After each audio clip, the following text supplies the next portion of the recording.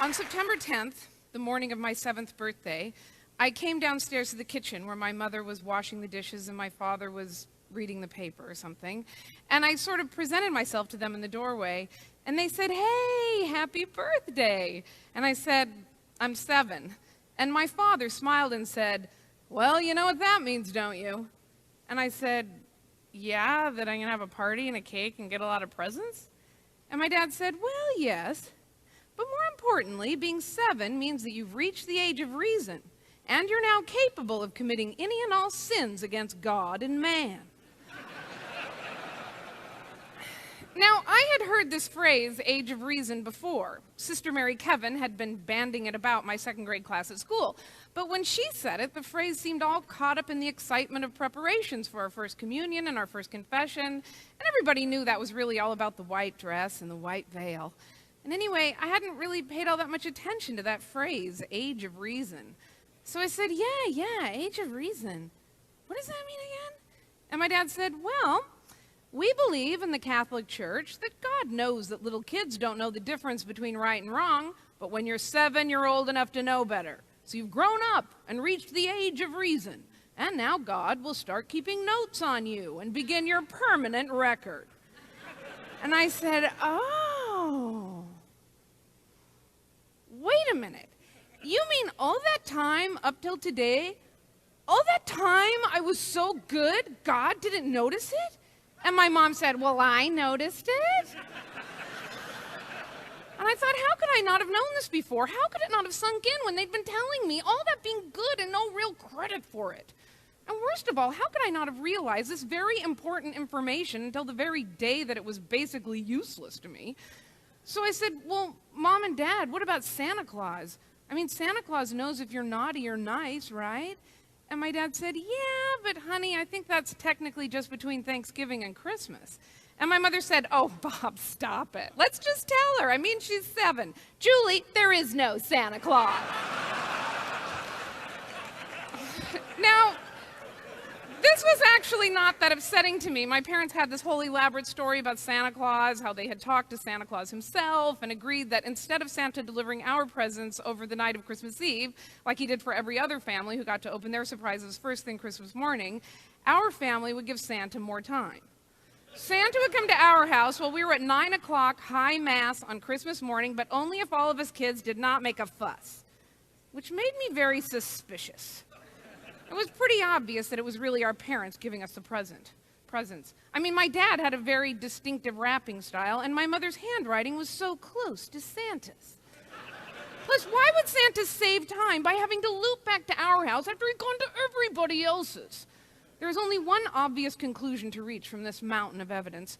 Our family was too strange and weird for even Santa Claus to come visit, and my poor parents were trying to protect us from the embarrassment, this humiliation of rejection by Santa, who was jolly. But let's face it, he was also very judgmental. So to find out that there was no Santa Claus at all was actually sort of a relief.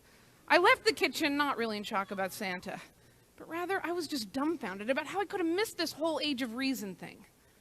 It was too late for me. But maybe I could help someone else, someone who could use the information.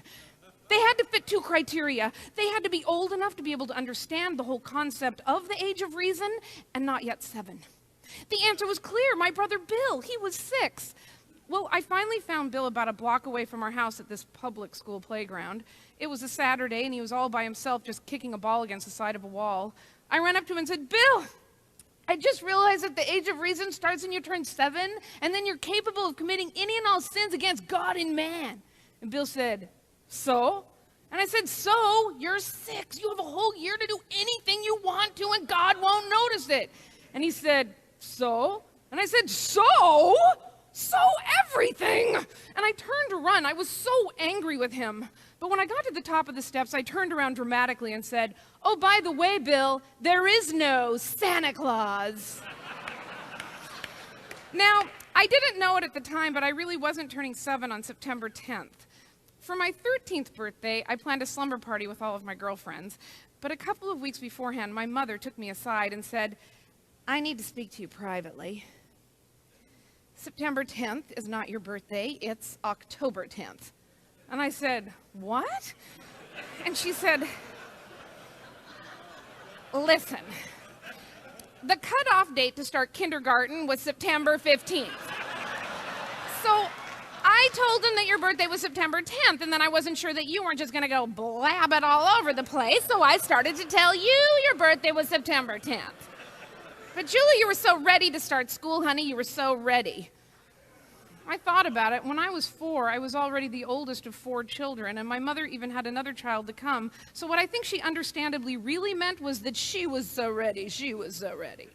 Then she said, don't worry, Julie. Every year on October 10th, when it was your birthday, but you didn't realize it, I made sure that you ate a piece of cake that day. Which was comforting but troubling.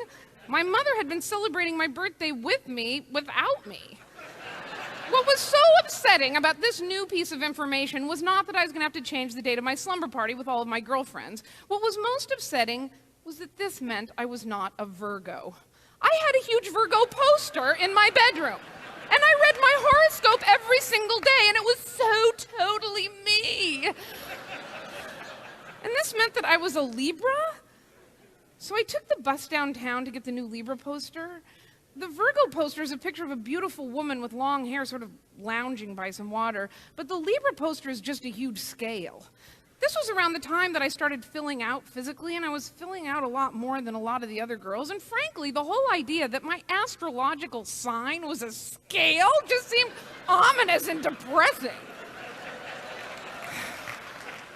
But I got the new Libra poster, and I started to read my new Libra horoscope. And I was astonished to find that it was all so totally me. It wasn't until years later, looking back on this whole age of reason, change of birthday thing, that it dawned on me. I wasn't turning 7 when I thought I turned 7. I had a whole other month to do anything I wanted to before God started keeping tabs on me. Oh, life can be so cruel.